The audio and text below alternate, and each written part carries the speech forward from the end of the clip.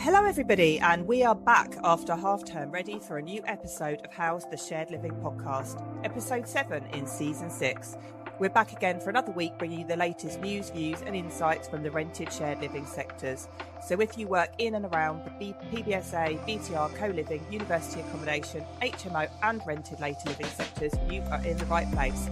I'm Sarah Canning from the Property Marketing Strategists. I'm Dan Smith from Resi Consultancy and Verbaflow AI. And I'm Deanie Lee from the Property Marketing Strategists.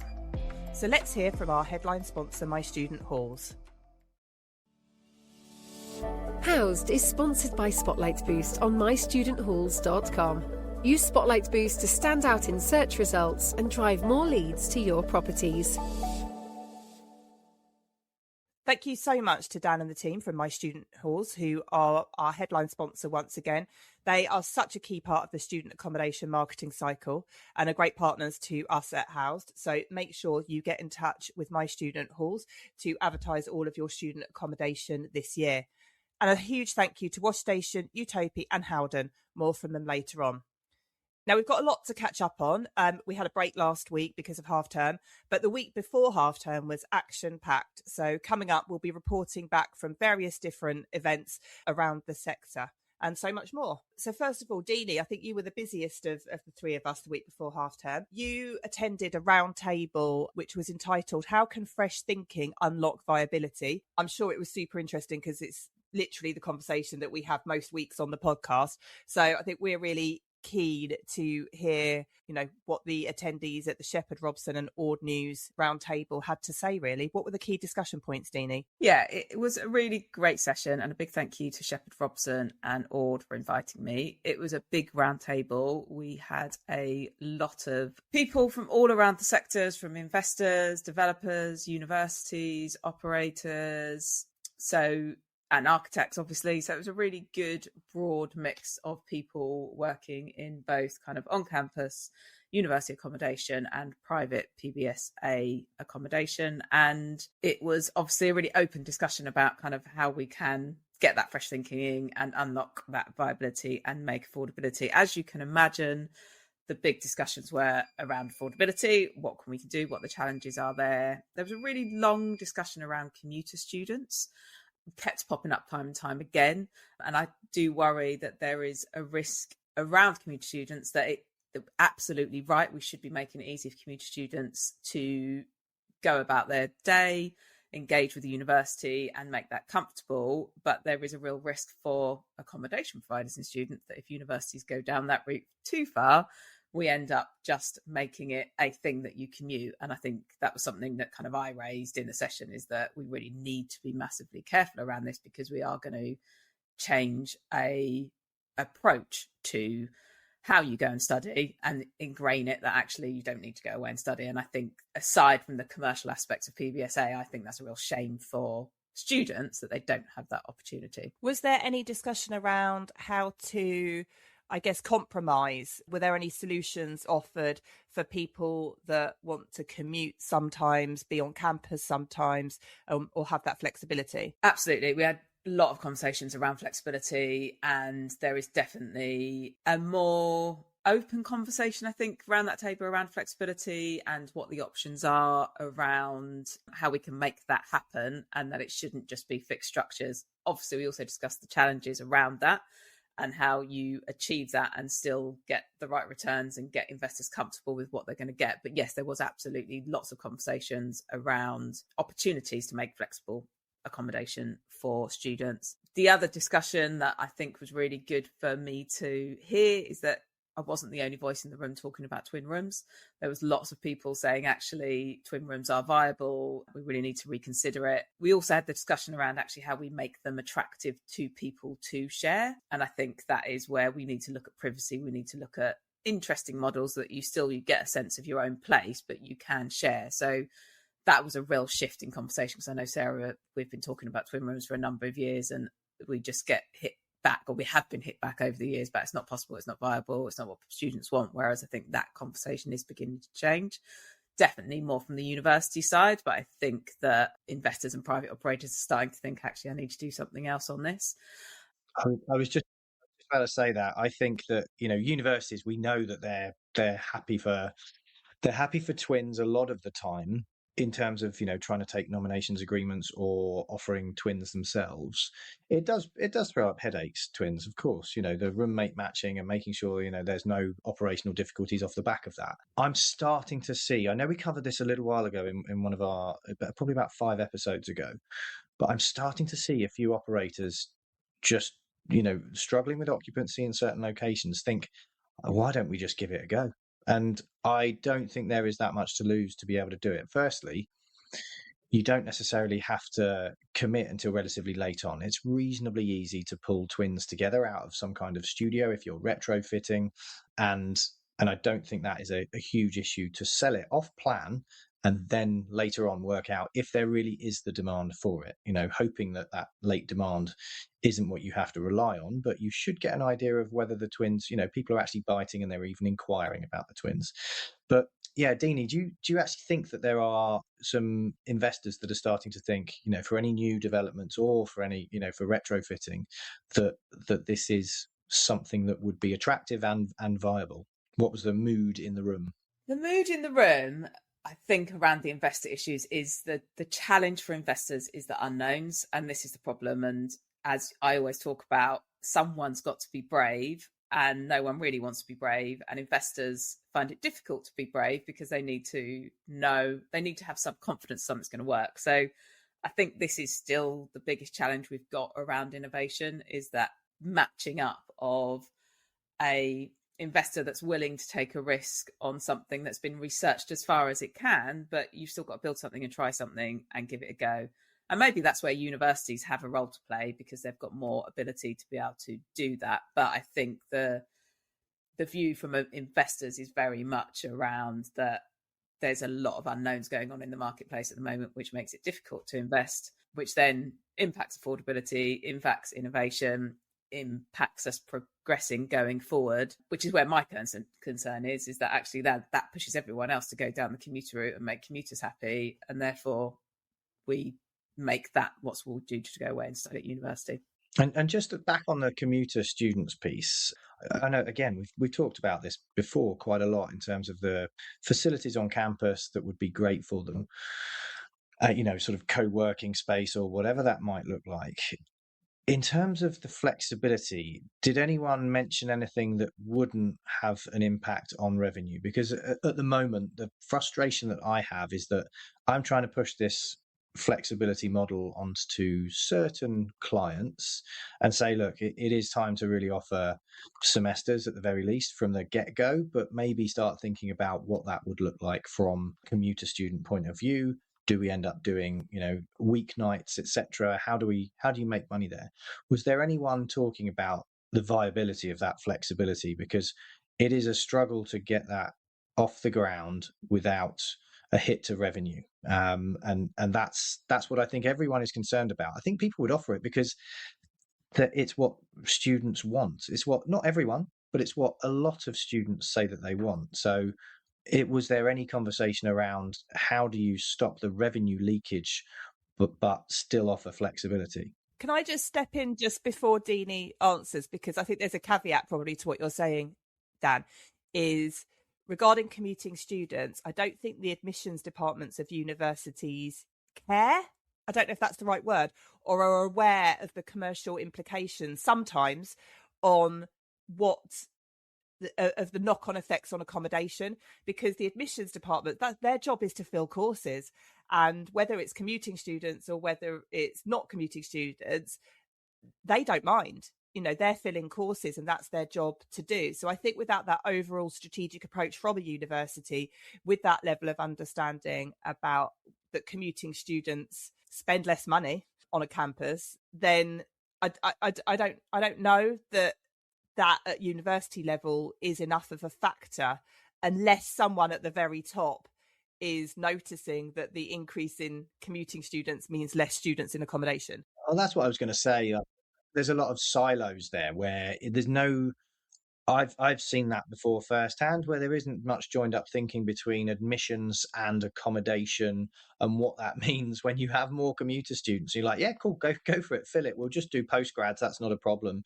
And we'll get postgrads from India, for example, when you know that a lot of those students aren't actually going to live on campus. And that is one of the major challenges that then the accommodation has, because they're not full. And we know that university accommodation is really suffering right now. Not everywhere, but I would say the majority of universities have voids in some way, shape, or form. And it's the VCs, the vice chancellors at the top, and also those commercial directors that really need to lead that joined up thinking. And I know that some do. There's some brilliant ones out there, brilliant estates directors and commercial leaders. There are some really good sort of commercial director roles who are kind of bringing that together. But I just don't see that joined up thinking from vice chancellors, from an overall perspective. It's still operating in silos. It still seems to be that accommodation is very separate. Well, no, it can be a cash cow. You can make really good money if you have the right students coming in, and then you have to think about, well, okay, what are we here for? We're here to educate. Well, yes, but you also need to make sure that you're financially viable. And one of the ways of becoming financially viable is by filling your beds. And if you're taking the wrong types of student, and I do believe there are the wrong types of student for certain universities, and that may be, commuting postgrads, it may be local commuters, it may be that undergrads are wrong in some way, shape, or form, depending on where they're living. I think you have to think about university as a full ecosystem rather than these little silos that operate. And that's where I think that universities struggle with commercial leadership there, tying it all together, thinking about it from a revenue play in particular. And that is because a lot of these are governed and managed by life academics that do not have business experience. And it's a really I know I'm really unpopular for saying that. I know that the feedback that I've had from numerous different university leaders is, well, hang on, we're not all like that. Some of us are commercial, and those people telling me that they are commercial are typically life academics. And I'm not saying you cannot learn those skills of business management. And I know that university management is very, very unique, and it's not just about the revenue, but there is and does have to be a real focus on knitting it all together and that overall management from the top.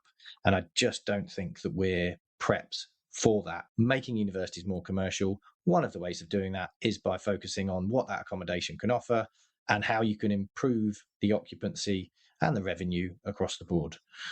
I'm off my soapbox now. In answer to both your questions, I think, yes, this was discussed. And I think for that very reason is that because for so long accommodation in universities has just ticked along, done its thing, provided revenue, no one's really thought about it. Now that's not doing its job, then it begins to be a gap, and then it begins to be noticed, and then it changes the conversation. Obviously, universities are complex structures. Those conversations take time, but from this session, I think those conversations are happening. They're happening broader, they're happening deeper. PBSA itself isn't the fastest to innovate and change, and neither are universities. So I think that is going to take time.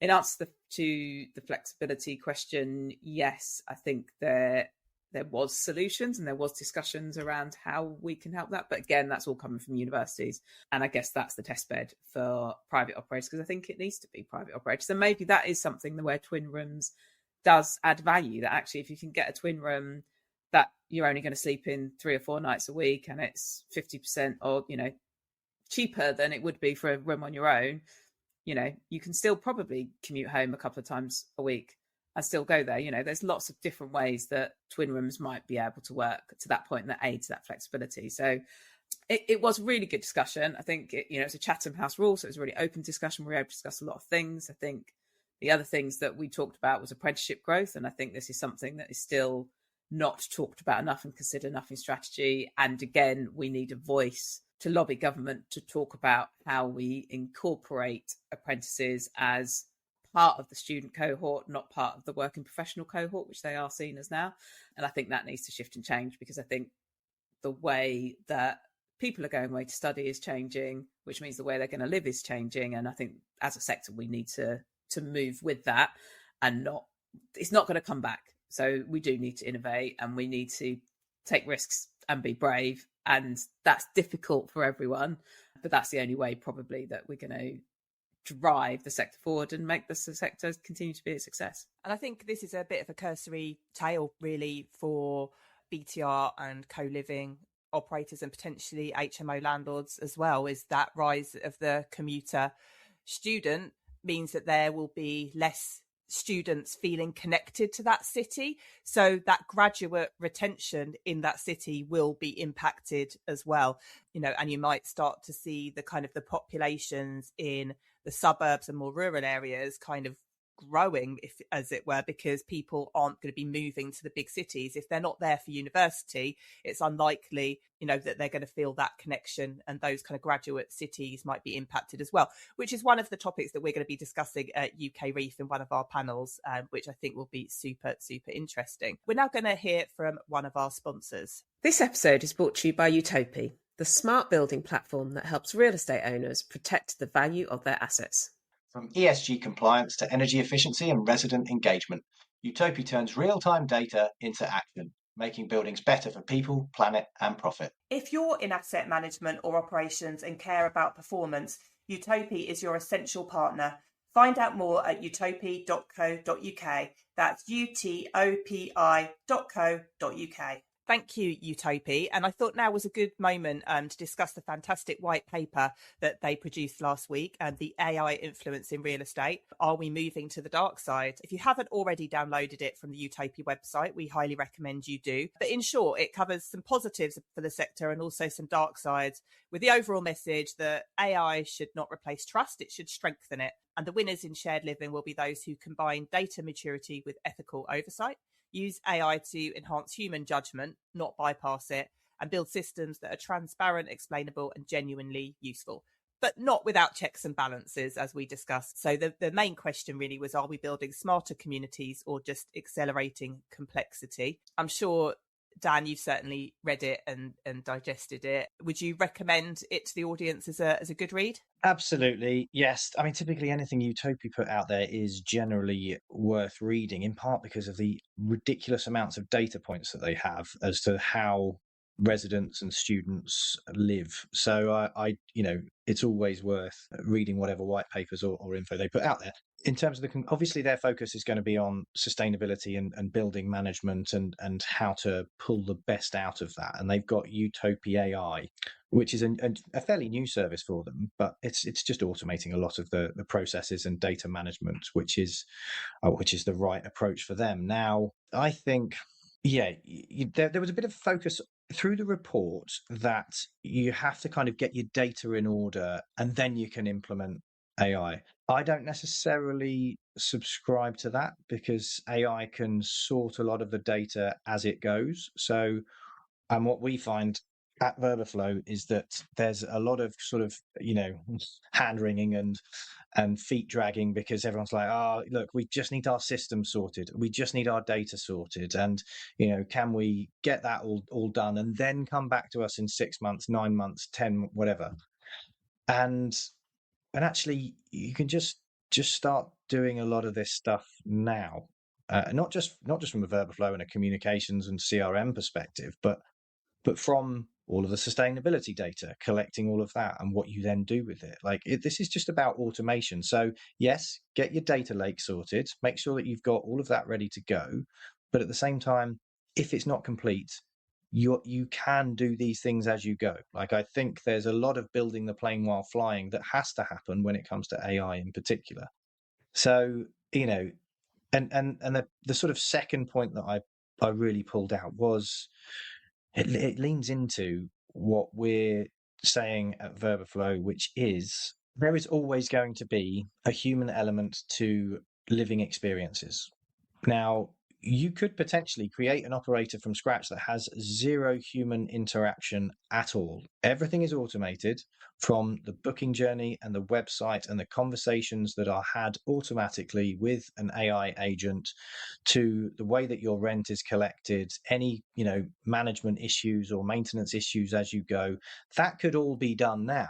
And, same with the Utopia, collecting that data and that sustainability data, automating that, using it for energy management, turning the heating up and down as and when needed. But I know that's not going to be the direction of travel within the next 3 years for anyone that's already doing it. It will be a newcomer to the sector that does that and says, we're going to completely automate everything, from the way that you check in and the locks and that security management, through to how you check out, but how you pay your bills. I think that is coming.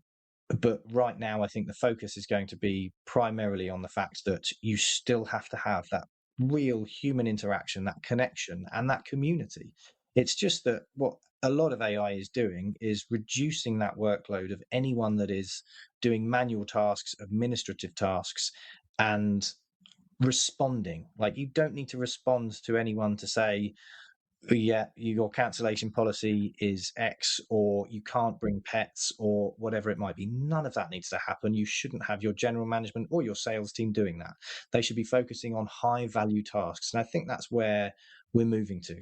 People will be focusing on those high value tasks. And what that means for staffing levels remains to be seen, to be completely honest. But what we're seeing is that it's reducing seasonal staffing in particular. That's where there's an opportunity for universities. Not that many will listen to that, but I think there's a real sort of opportunity to streamline the way that we work. But the operators that win will be the ones that understand that balance between automating an instant response and then managing and building a community. I think that's the key focus that shone through in the report as well. So, yeah. I think, as we always tell our clients, you can't stand still with digital. It's never done. You can never say I've completed it. Your website, your property management system, your booking system, AI, all of this stuff needs to constantly be invested in and constantly evolve. So there's no point just waiting for the perfect moment. There will never be a perfect moment. I loved reading this report, and it ironically felt still very futuristic, in that actually all these wonderful things that we can do to the building around kind of making sure that we can be proactive about finding faults in the building and fixing those faults and not waiting to things go wrong. And this is all available and accessible now, but it still felt like the future. So that's telling me something about how slow we are to actually implement these things. I think the big question I had after kind of digesting it was very much around the investment in this, and actually how far is real estate willing to go in an investment in AI, and going down that investment, what does that do to affordability? And actually, if we make these super smart buildings that can tell us exactly what's going on in the building at any given time, and we can fix it, is that going to make rent cheaper, or is that going to make rent more expensive? And these are the big questions that I've got. Is that, I mean, I've been arguing about investing in technology way before AI was even the word on the street, and we don't really invest in technology. So when is this going to happen? And I think the report did say that 88% of owners investors are piloting AI, but only 5% have achieved their AI goals, which shows that people are willing to get on the bandwagon, but are they really willing to actually full scale look at their building, look at AI and make it happen? And are they going to do that in a way that's about making the returns better, in a sense that I can charge more rent, or actually I'm making it more efficient so that actually I can make affordable accommodation?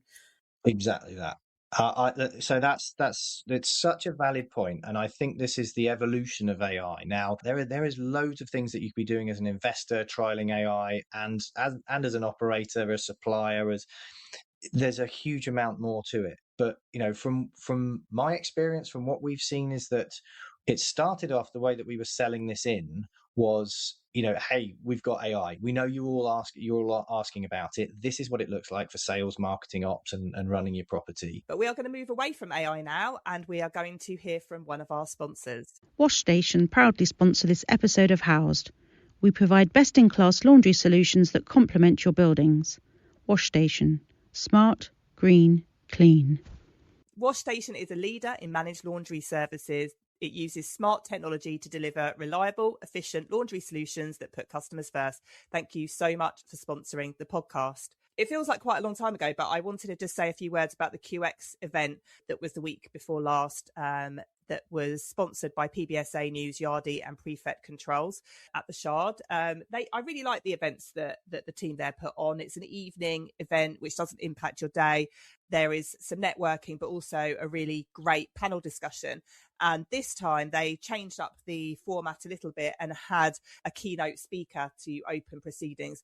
And it was a pretty special one. It was Nicholas Hillman, OBE, with a frank and open reality check covering student loans, apprenticeships, commuter students, and the need for adaptability. It was a no holds barred speech, as you would expect from Nicholas Hillman. And then the panel was made up of Zhejian Yang from Far East Orchard Limited, Rachel Miller from UPP, Brian Welsh from Opry Solutions, and Jamie Harris from Harris Associates. And it was moderated by Philip Hillman. It covered a lot of things. One thing that I found quite interesting is something that we've talked about before, is the need for positive PR about the student experience.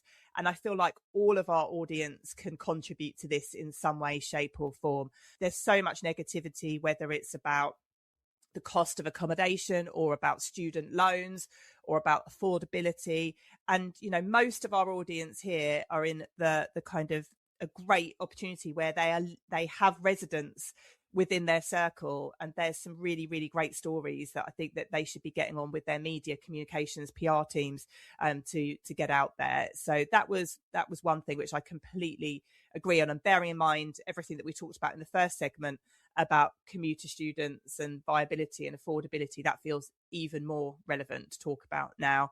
The finance profiles of investors are changing and diversifying risk, but investment isn't all coming to the UK anymore. It's we shouldn't be arrogant enough. It's not a given that it is the kind of the hub of all investment into the shared rented living sectors. Commuting was discussed again.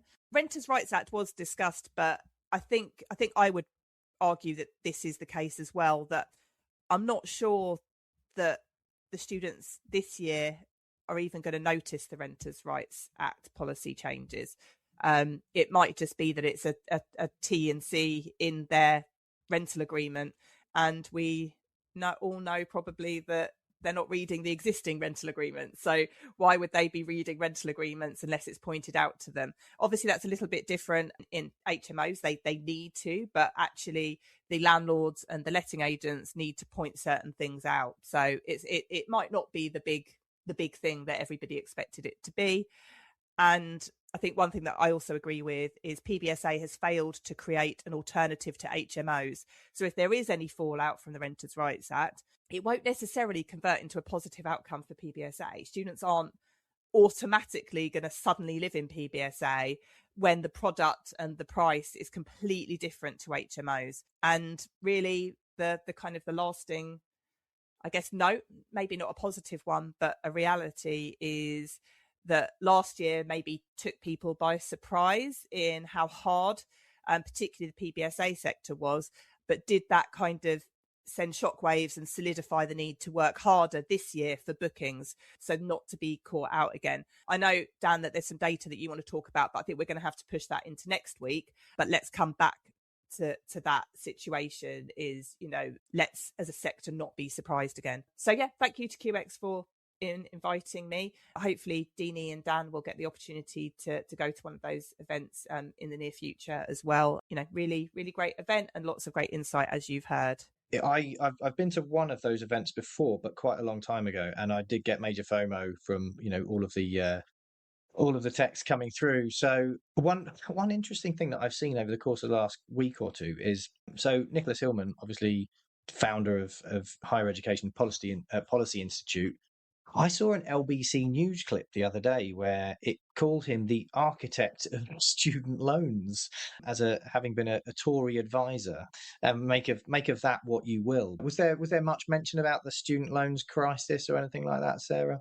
There was actually, and it came from Nick Hillman, who kind of basically said it's not as bad as the press is making out, which I think comes back to what I was saying about positive PR. And really, like we said in I think the week before last, is that it's a very specific cohort of students. I'm not saying that the Plan 2 is a right or a wrong thing, but I think he was just saying it's kind of a cycle really of kind of negative press about students and universities that come around, again and again. And that's kind of, I think, why the panel responded in the way that they did about we can't control that.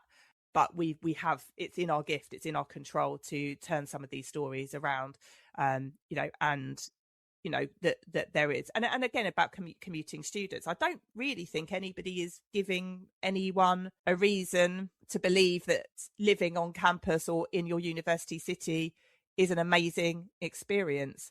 And I don't think I've seen a story like that for years. Actually, there is one lovely story that I saw, which I think came from Aparto over Valentine's Day, where it was a love story of students that had met in their residence that have ended up getting married kind of years later because of that kind of, and they came from two different parts of the world. They happened to converge together, and those kind of stories are lovely. I'm not saying that it all has to be, a romantic drama, but there are lots of great outcomes from people that live at university. Perfect. Well done, Tara. That's a great PR story. And I do think that, I think we need to be positive, but we need to be realistic. It's like I said at the start of the year, positive realism is the phrase that I am taking into this year. And I think that's because every operator found last year tougher than they had done previously. Every single one like that, and that shows in the stu rents data, in the occupancy dropping by about 6% on average for PBSA operators,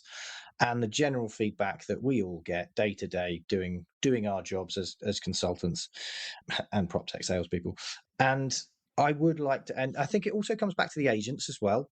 I think the agents really found last year tough. There was a bit of movement there, but there's so little development that it is tricky to get schemes off the ground. The agents are finding it quite tough. They've had pretty big share price drops relatively recently as well, but they haven't this year. I've not seen remotely as much talking up the market just to get properties off the ground or just to get deals done.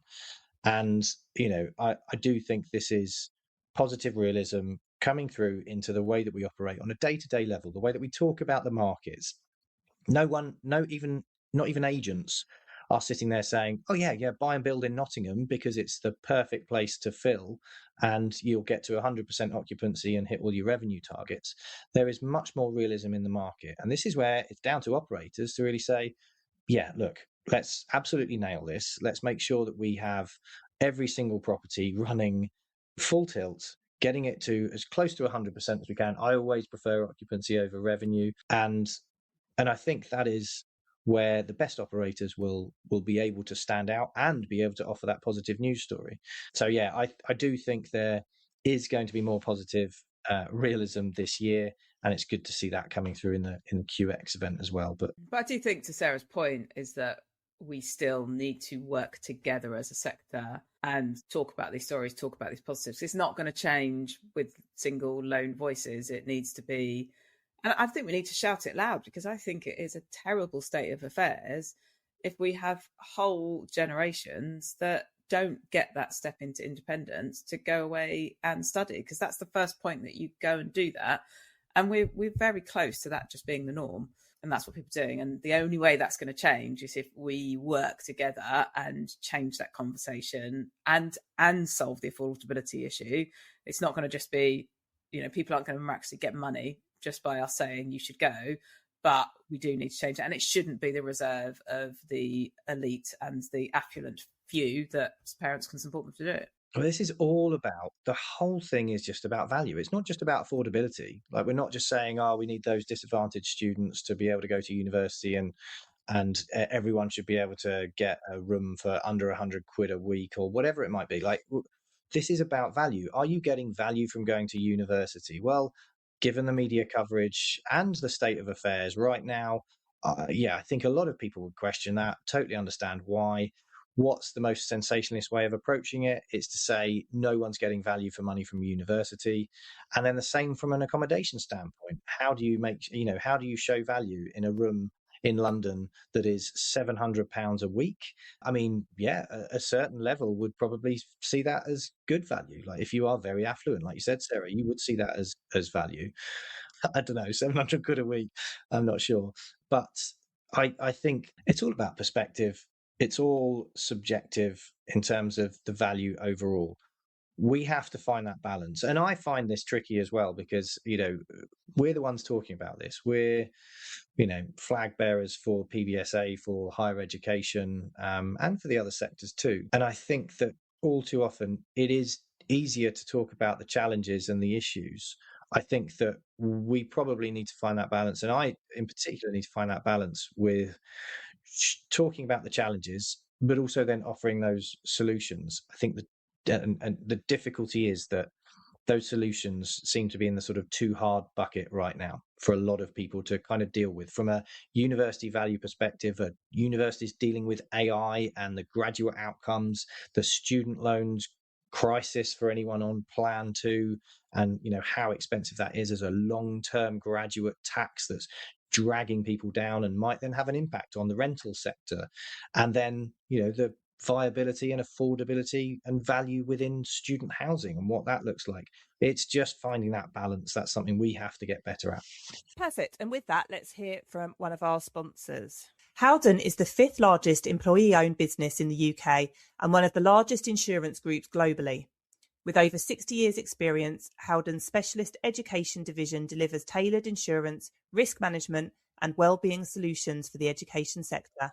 They're the trusted partner of nearly 1,000 schools, colleges, universities and student accommodation providers across the UK.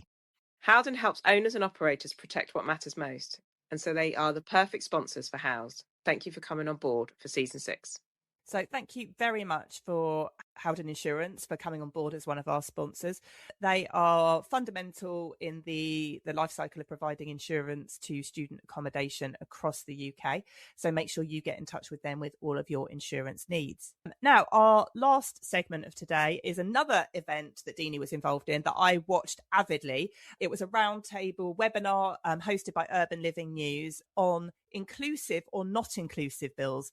Deanie was a panelist. It was a lively discussion. I think George Sell, bless him, struggled to moderate it and certainly struggled to finish on time because all the panelists had so much to say. Deanie, I think it was clear that you really enjoyed that conversation. It's obviously something that we've talked about before on the podcast. So I think you were a perfect person to add value to that conversation. How did you kind of find those the to and the for and against argument of all-inclusive bills? What was the outcome, would you say? I did enjoy the conversation, and it is one of my favourite topics because I think it is something that we don't talk enough about, we don't understand enough about, and I think there's a general view that all-inclusive means it's cheaper for people, and I'm not entirely convinced that's the case. And I think this is where everything we've discussed today is about we've got these massive challenges and we need to try and do things differently, and to keep going down the route of all-inclusive is better for the student. I can't buy that argument. And it was great to have Kirsty from WOW on the session, and she obviously brought that kind of all the investment in students research and data around kind of what students want around it. But I still think the fundamental thing is if it's going to be cheaper to live and pay bills as you go, that's the way we should be going. And I don't think we come to conclusions. You say, Sarah, I think we run out of time. I think we could have spoken about a long time. But I think walking away from that discussion, I think I said it on the podcast, on the session, is that we're still thinking and operating for a world that we're no longer in. We're in a world where we do have an affordability crisis. We do have a place where young people, not just students, young people are finding it difficult to rent their first home, to move out of home. Yeah, it's wonderful to have all-inclusive bills, but that's not the world we're living in. And we're living in a world where, and I know that sustainability has shifted a lot since we've had a change of leadership in America, and it's not the big buzzword that it has been, but we still do have to manage our reserves. We still need to make sure that we are not wasting energy, that we are using it in the best possible way. And I still can't see how you can say to people, yeah, use as much energy as you want and be sustainable and be green, because it's an education piece. And I think one of the points that I kind of did make on the session is that actually, if you're going to go down this route of taking out the all-inclusive and making it pay-as-you-go bills, or whether it's a fair usage scheme, is you've got to educate people on what that means and why that's different. And I don't think at the moment we're educating people enough about what all-inclusive means anyway. So we're already in a down position. And I think it is about education, and we do need to make sure that we are talking about this, talking about the consequences, and talking about the impacts it has.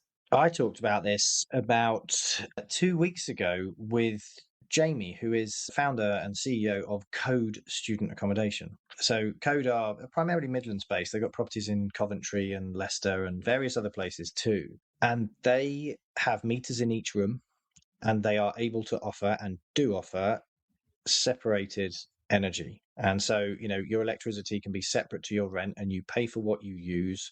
And I think that is a potential direction of travel for more people. Do you think that's the case, Deanie? Do you think more people are going to start to separate that? Or do you think the USP of PBSA is the fact that you've got all-inclusive bills and it's one payment and you don't have to worry about it? I still feel the overriding view is that all-inclusive is one of our USPs and we shouldn't take it away. And this comes down to my argument of we're not operating in the world that we started operating in 10, 15, 20 years ago, but yet we're still having the same arguments. And yeah, of course, if you say to students, do you want all-inclusive bills? They're going to go, yeah. But if you say, actually, if you want all-inclusive bills, then it's going to be an extra £10 a week or £10 a month, that's a totally different conversation. And I think that is where we need to get to. And I think I said this before on the podcast, and I didn't get to say it at the session last Friday, was that I still getting stronger in my feelings that having all-inclusive bills is the same as the fact that we flush toilets with drinking water in this country, and that's utterly ridiculous. And I think actually just letting people have free rein on bills when we know the impact of energy and that we've got to conserve our energy and that it isn't an endless commodity that we have, it seems ludicrous that we're letting people just... And we know from our kind of youth forums that Sarah and I do is that what we get back from people who are in all-inclusive accommodation is, I've paid for it, it's free. It's like, no, you're paying for it. But because they've only got one bill, they just think, well, I'll just use as much as I want. So that's not helping anyone. That's not helping the operator. That's not helping the planet.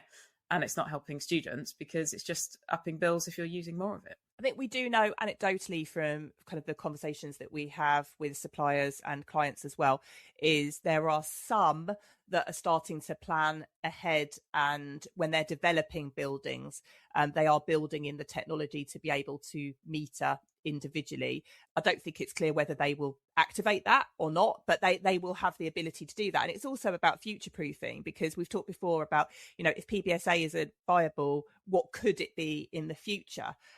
And obviously there's a lot of bills included in co-living and BTR, but there's also a lot of bills not included in co-living and BTR as well. So if you plan to have these meters, then it means that you can pivot to a different model in the future if you want to. That's not saying you have to, but you're geared up, and that should be a massive plus for an investor and a developer. Yeah, and I think that, again, back to kind of our utopia conversation, is that actually this technology is there and we're able to do this now, and it comes down to, are you willing to make the investment? And for the life of a building and its energy consumption, putting in things that's going to manage the energy much more efficiently is the right thing for the building.